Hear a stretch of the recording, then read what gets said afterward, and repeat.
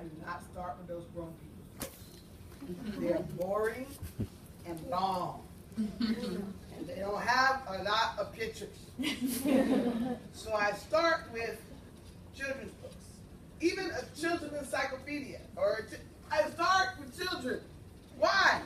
Because they explain it simply. And that's what I need to begin with. First, I just got to get the information on my head. Does that make sense? I don't need to read, this is Madam C.J. Walker, and I don't need to read this first. This one is smaller than this one. This one tells me a whole chapter on St. Louis. This says, she moved to St. Louis. It was a popular place at the time, and the 5th largest city. That's it. So this, and I do. So the first thing I do, and listen, your teacher's going to hate me for this, but I don't really care, because I'm just telling you the truth. This is the first thing I try to use. Children's books, children's encyclopedias, children's information first.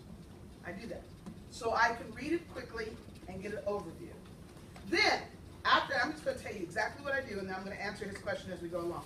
And then what I do is I put the book down, or whatever source I'm looking at, and I write down the things that I thought were the most interesting of the entire stuff I read. And I just start writing it down. Here's the deal. The things that you find the most interesting are the things you should talk about and things you should present.